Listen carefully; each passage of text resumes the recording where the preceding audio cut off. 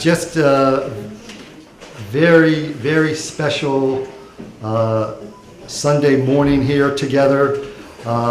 As you know, each year we have our Charley Horwitz Memorial Platform, and we are really excited this Sunday to be able to welcome one of my own kind of personal heroes over the years, Mr. Eddie Ellis, who's the director of the Center for NuLeadership. And we're going to hear from Eddie Ellis in a little bit about some really critical issues that confront us. And as we think about what it means to be an ethical culture society in the 21st century, Eddie Ellis is going to have some really important things to talk to us about in terms of how we understand the full complement of our humanity together.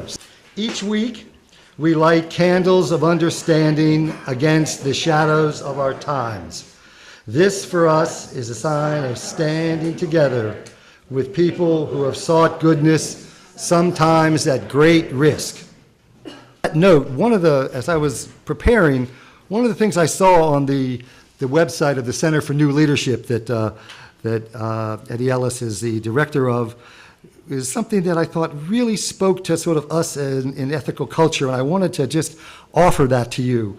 Often in ethical culture, as you know, we say we work to bring out the best in others in order to bring out the best in ourselves. And on the Center for NuLeadership website, they quote a wise African proverb that says, "If you want to go quickly, go alone.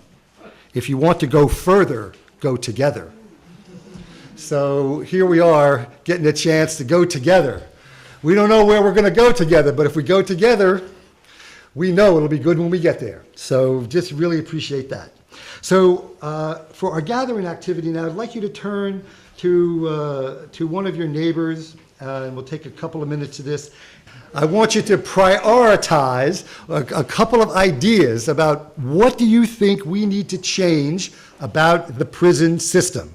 So take a few minutes, turn to each other, have that conversation. We'll hear from the room, and then we'll get going. Okay. It wasn't the 2 years that we needed, I grant it to you. Okay, so maybe we can just take a moment and hear just some of your thinking and reflections on what do we need to change about the prison system. Yes, please, go ahead. Drug laws, but laws in general, to think about what we value and don't value.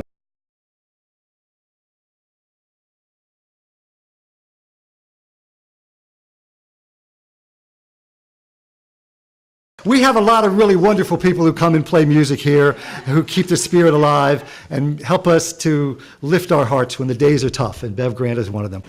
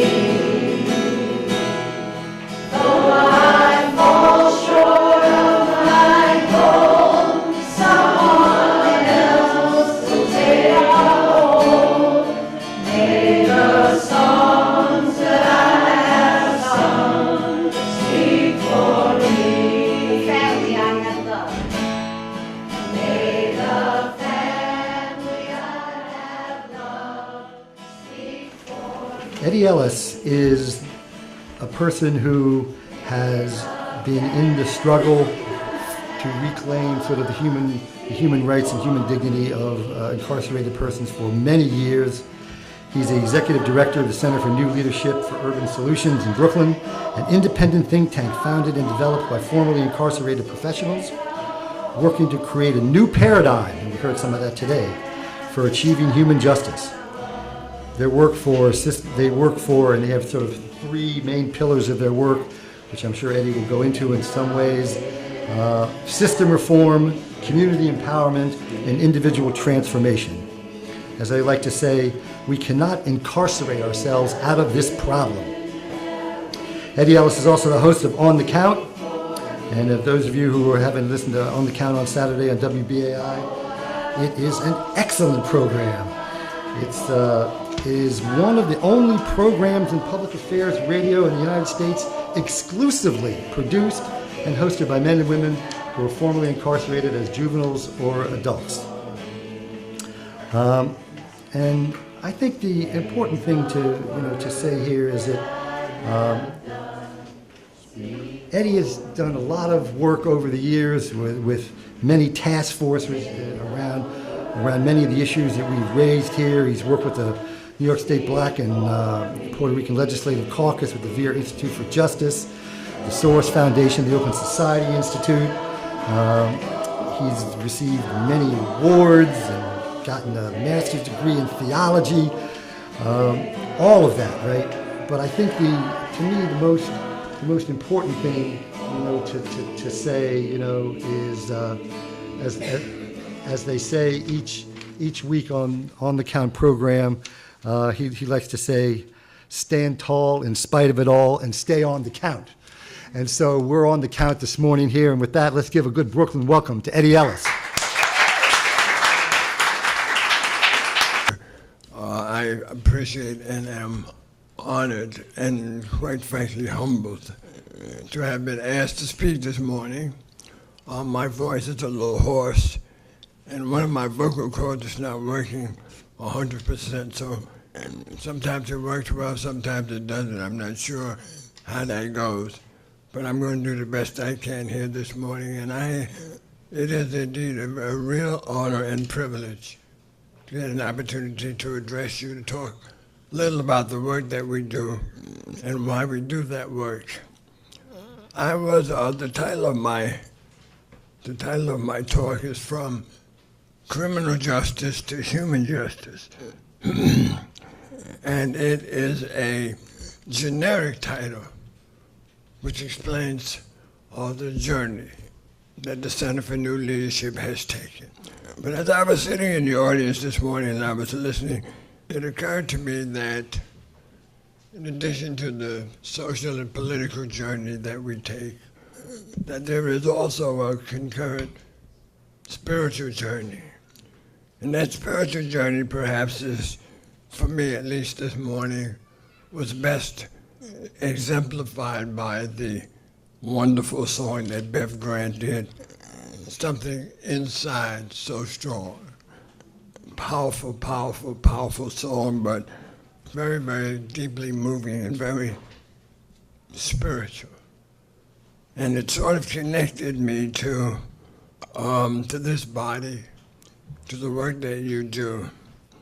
And it is especially pleasing to have been asked to speak today on the memorial platform for Charley Horwitz. Charley Horwitz and I probably shared, although he was in Mississippi, I was in Alabama for Freedom's Summer in Lowndes County. That's another whole story. I'm going to go into all of that. But that experience in Lowndes County certainly, in terms of community organizing, prepared me to do much of the work that I currently do, and provided, I think, the foundation, the underpinnings of that work. I am the president, actually, of the Center for NuLeadership. I was formerly the executive director, and we did administrative reshuffle. I'm the president of the Center for NuLeadership on Urban Solutions. Dr. Divine Pryor, who's not here this morning, is the executive director. And I just like to acknowledge that with me also this morning is Young G. Ree, we call her KJ. She is the director of our Institute for Juvenile Justice Reform and Advocacy. Could you just stand up 1 minute, please? Thank you very much. I should also say she's our chief of operations, so most of what happens at the Center for New Leadership is as a result both of her hard work and her leadership. And she is the person that, quite frankly, makes it all happen. I would not be here this morning but for her. So thank you very much, KJ. Center for New Leadership is a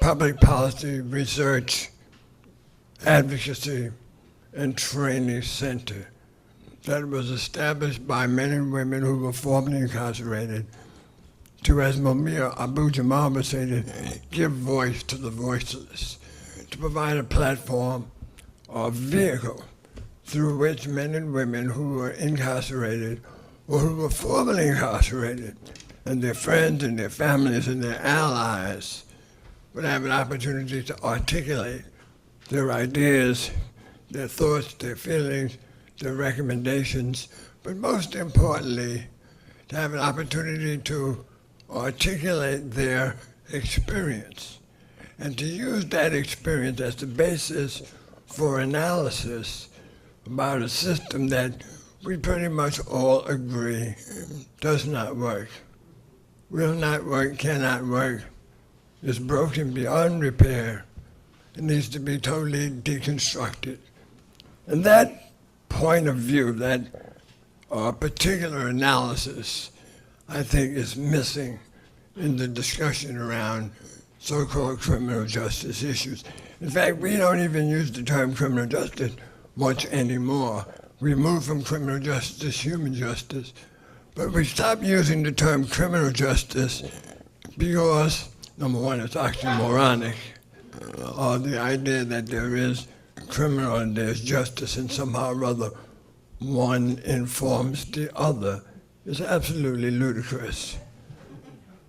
It's like, it's not only is it ludicrous, but in terms of language, which is very, very important, it conveys the wrong kind of impression. It conveys the impression that within this system, somehow or other, there is some degree of justice for people who are accused of committing crimes. And that just absolutely is not true. The missing ingredient in the criminal justice system is justice.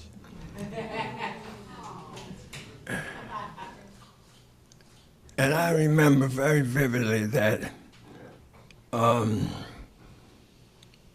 in terms of this system, when we talk about the system, we often talk about the system as being broken and not working properly and needing to be reformed. And I do not believe, and neither does the Center for New Leadership, that the system, in fact, can be reformed. It is beyond repair. It's beyond reform. However, there's a parallel system, and that parallel system we call the prison industrial complex. And oftentimes people use the terms interchangeably. Prison industrial complex when they're talking about the criminal justice system, and criminal justice system when they're talking about the prison industrial complex. And the prison industrial complex is working well. It's alive and well. It's about commerce. It's about profit. It's about private prisons. It's about the coming together of government and law enforcement and the academic community and the corporate community to use this so-called justice system as an engine that drives profit. That system is alive and well and working as it was specifically designed. So we've got to be really very clear in terms of our analysis when we look at these systems and we think about where it is we can make the greatest impact and how do we begin deconstructing a system that we know is failing all of us all the time.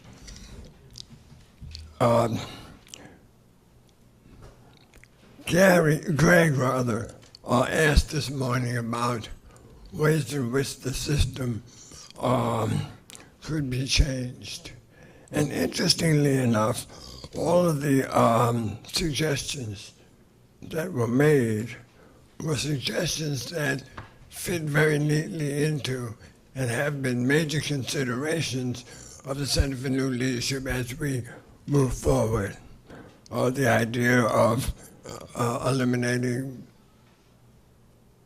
solitary confinement, the idea that the state needs to take responsibility for people in prison, the whole question of cost and cost containment, the idea that people who have substance abuse issues should be treated in a public health context rather than a prison or criminal justice or criminal punishment context, that we should be moving from punishment to treatment.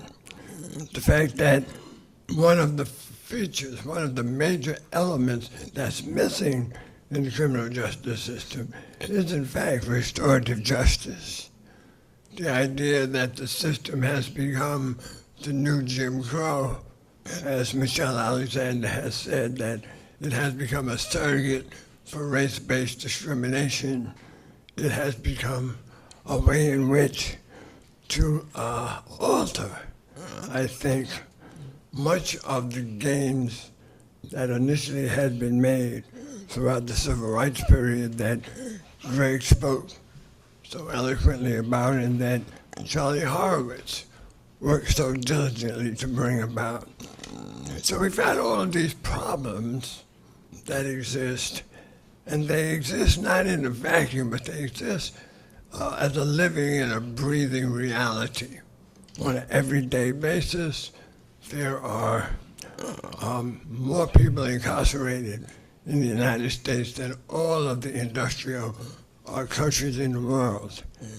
And that reality impacts in ways that we have yet to imagine, in terms of family, in terms of community, in terms of relationships, in terms of children, in terms of education, in terms of labor market, and 1,000 other ways that this system has deteriorated from the inside. The very core and the very values that America was founded on and that we trump all over the world.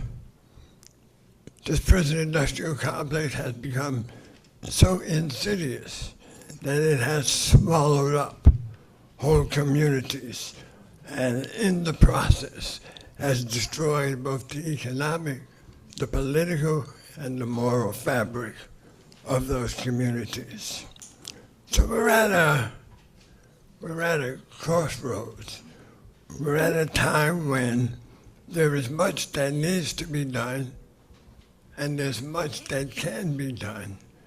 But sometimes the problem is so overwhelming that we're perplexed as to where to begin and how to start doing all the things that are necessary to do. At the Center for New Leadership, we decided that to begin, we need to have a cogent analysis of where we are, and more importantly, a greater vision of where we need to go. What should ideally this system look like? And ultimately, we thought that moving from criminal justice to human justice provided the vision, provided a new model, a new paradigm for how we should construct our work and what it is that we should be doing. And moving from criminal justice to human justice, of course, involves this deconstruction of the system that we've been talking about. And the system has been built up, it has been fed by the war on drugs. War on drugs has become the instrument, the engine that has allowed for mass incarceration here in the United States over the last 30 years. The buildup in prison, the prison population is so enormous now that it almost boggles the imagination. So as we move from criminal justice to human justice, one of the first things that I think that we need to do, one of the first things that the Center for New Leadership says that we in fact must do, is to begin to slow up the numbers of people who go into the prison system in the first place. And that procedure touches on what one of your members mentioned earlier this morning, and that is a public health approach to dealing with people who have substance abuse issues, people who have chemical dependency. They should be treated in a hospital. They should be treated somewhere where the course and the nature of their addiction is dealt with beyond punishment. We've already decided, we've already determined, all of the data reveals that punishment is not a cure. Punishment is not a healing process for people who are ill, for people who are sick. So we start by developing a public health approach to this system that would stem the flow of people going into the system, and at the same time provide adequate treatment for those who need it. In addition to the public health approach, there needs to be something that takes place in prison that creates a person who's in better shape, physically, mentally, emotionally, spiritually, when they leave prison than when they went in. And if that doesn't happen, then there is a failing within the system. All of the data tells us that people who leave prison return back. 1/3 of the people who leave prison return back within the first year. And within 3 years, 2/3 of the people who leave prison return back. So we're talking about a system that has 30% failure rate in the first year and a 60% failure rate after 3 years. Common sense should dictate. Common sense should tell us that a system that is failing at a 66% rate after 3 years, at a 30% rate after 1 year, certainly is not a system that we need to pour more resources into. Certainly isn't a system that we need to grow. Certainly isn't a system that needs to be enhanced and made larger, but in fact it's a system that needs to be deconstructed. Can you imagine any product in the United States, anywhere? Imagine if General Motors cars had a 30% failure rate in the first year. 30% of cars that rolled off the assembly line broke down in the first year. And within 3 years, 2/3 of all the cars that came off the assembly line didn't work. What would we do? Well, the first thing we do is the chairman of the board and the president would get fired. We get rid of the board. We reconstruct the entire company, scrap the whole thing, and obviously start all over again. And it seems to us that that is one of the things that needs to happen to this prison industrial complex. We've got to dismantle it.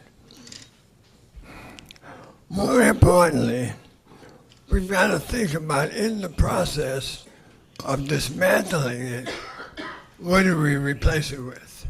How do we create alternative systems, alternative structures that move us from where we are to some other larger point, to some other greater point?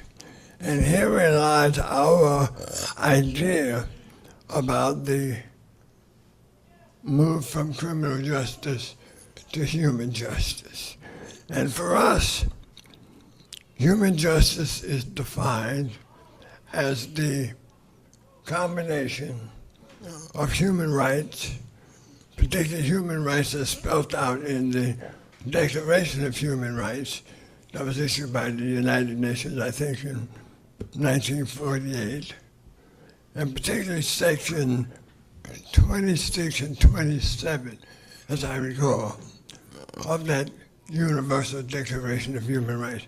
And that's the section where the United Nations claims that having adequate food and decent shelter and education and the right to a job are fundamental and universal rights that all people should enjoy. So we start from the foundation of human rights, and on top of human rights, we build on that what we call human development. And human development certainly is an area of study that has been enlarged over the last few years. It involves all of the things that are necessary for the wholeness of life and for people to lead productive, well-meaning, well-rounded lives. All are included in human development.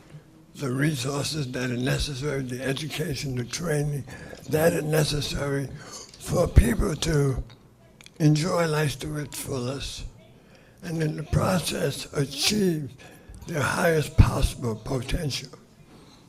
So human development merged with human rights, ultimately from our perspective, creates human justice. And as a model, we believe that that human justice model needs to now be applied to this prison industrial complex, this criminal punishment system. And if we can apply it to the system, we will, in the process, have in fact changed that system from what it is now to move it to a higher place, to a more productive place, to a better place. We think that this work, this transformative work, and I say we, I'm talking about the Center for New Leadership, we think that this transformative work has to be achieved on 3 levels simultaneously. And Charley mentioned them very briefly, but I'd like to go into a little greater detail.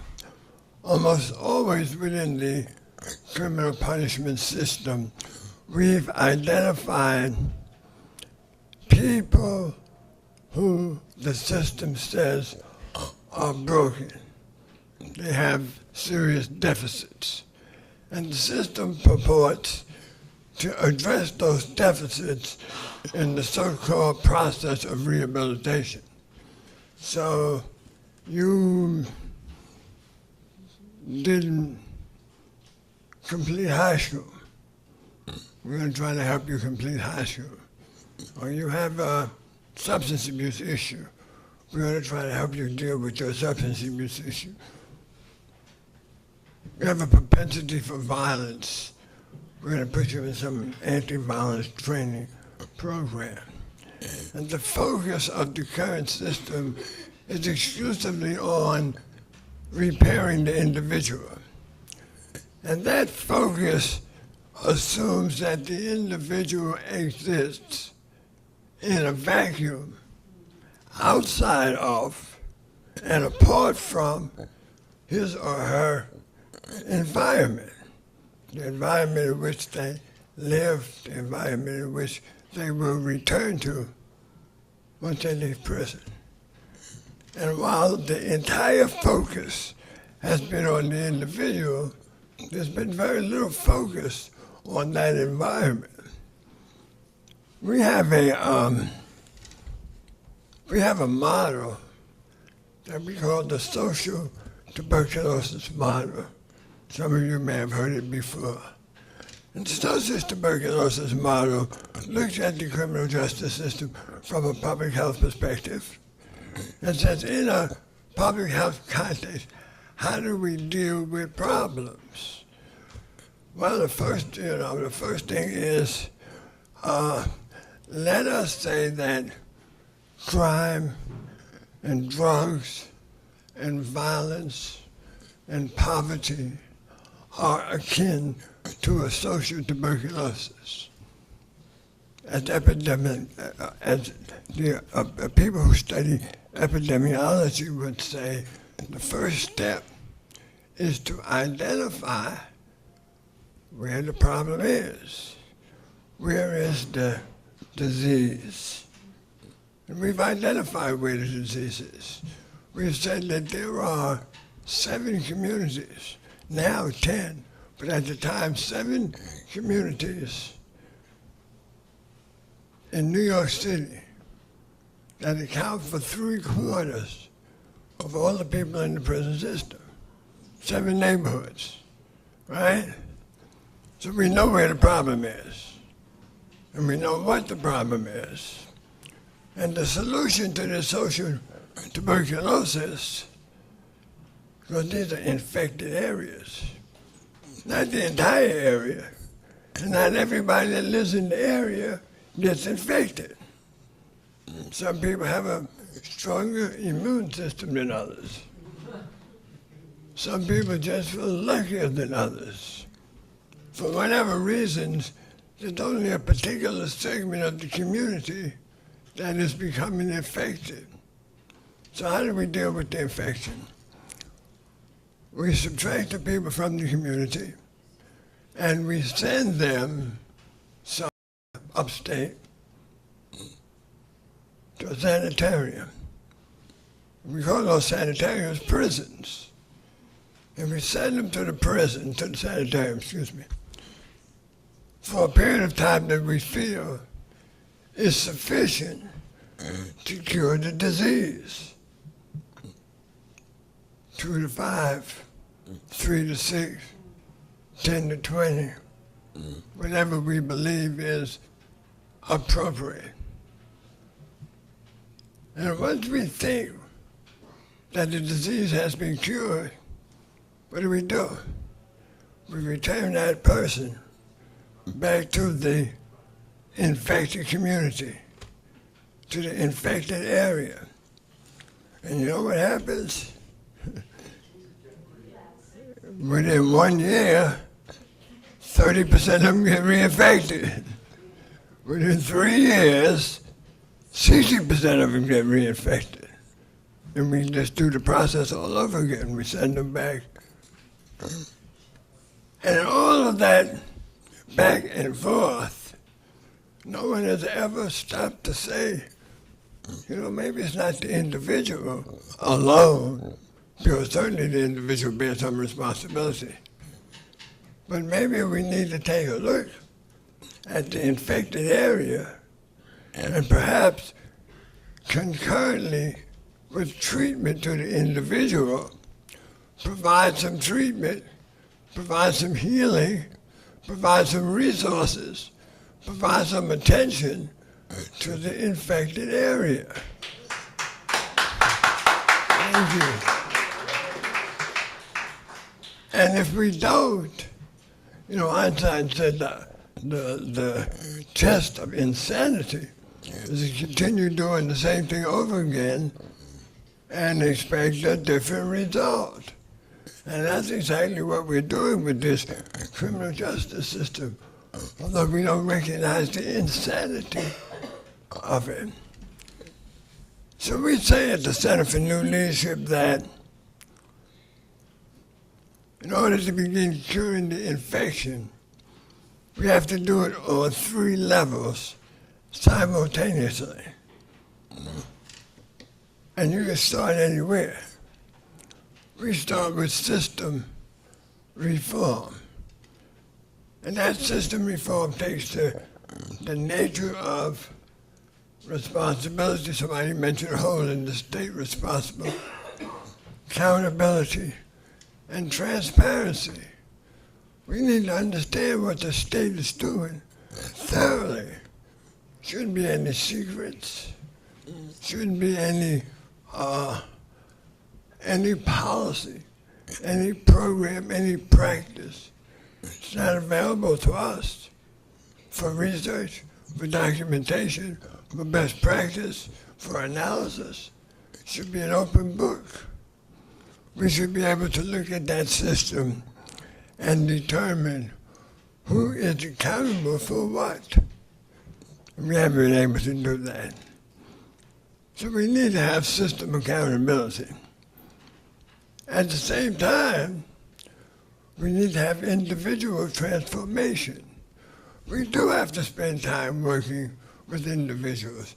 We do have to deal with individual infirmities. We do have to provide all of the things for people that they need in order to achieve their what?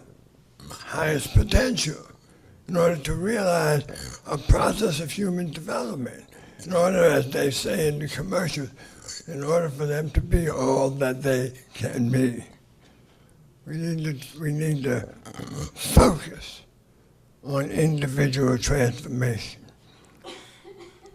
And at the same time, we need to connect the individual and the system, the institutions that undergird the system. When we talk about system accountability, we're really talking about accountability in institutions that uphold and sustain the system. And we need to focus system accountability and individual transformation at the community level.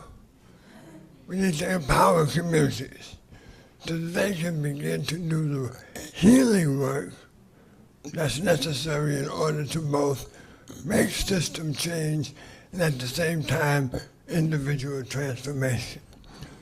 So individual transformation, community empowerment, and system accountabilities are the pillars upon which all of our work is focused.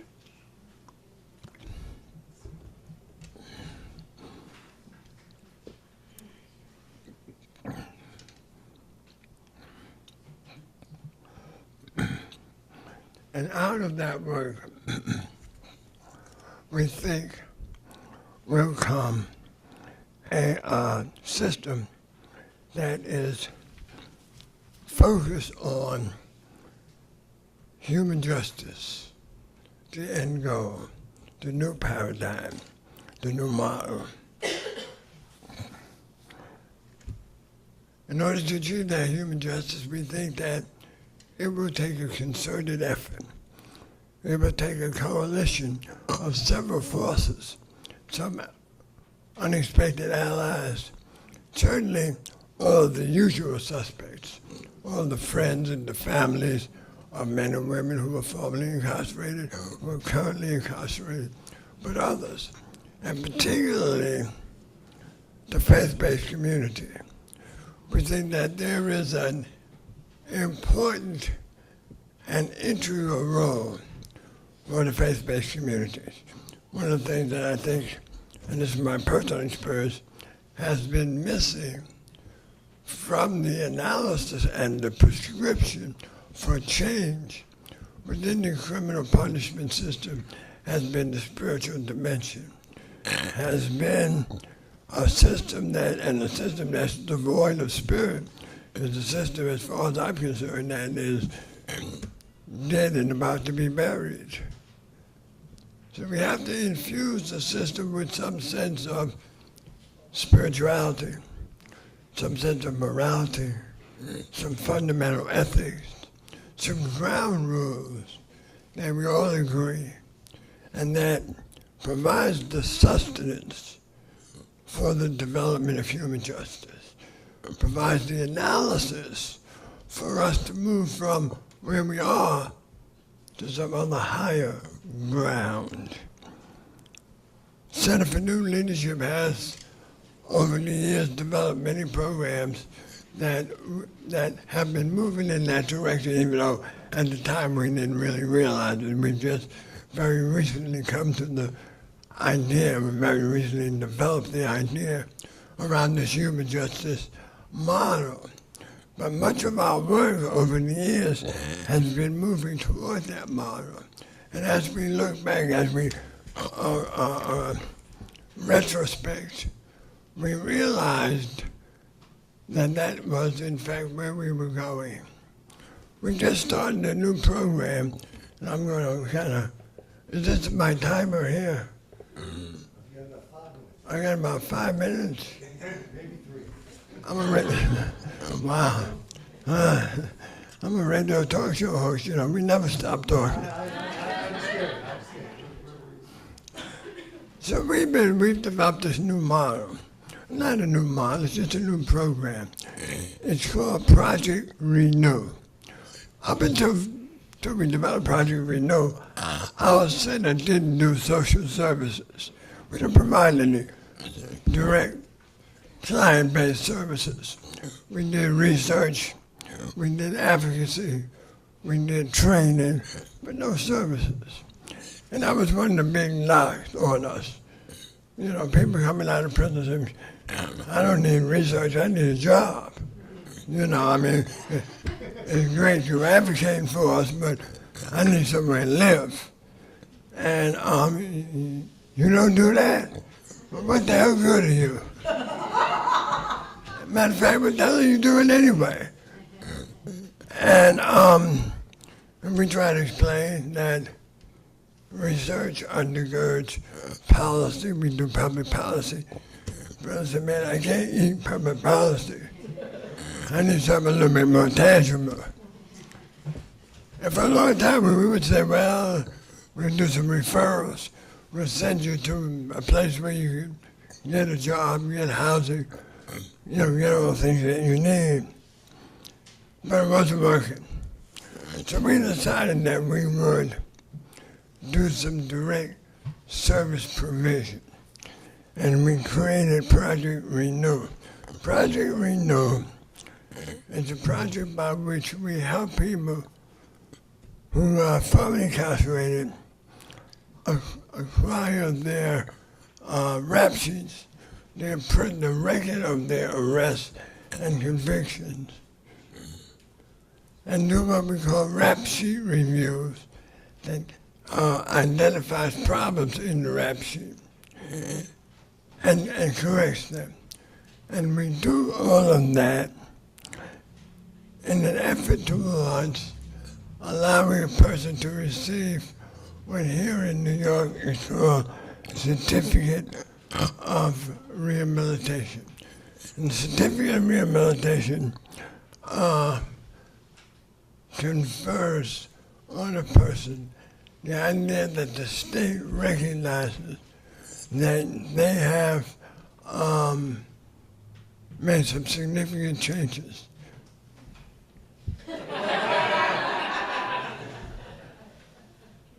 It looks like, you know, at the old Apollo Theater, they got that hook, and they got all right, I'm leaving.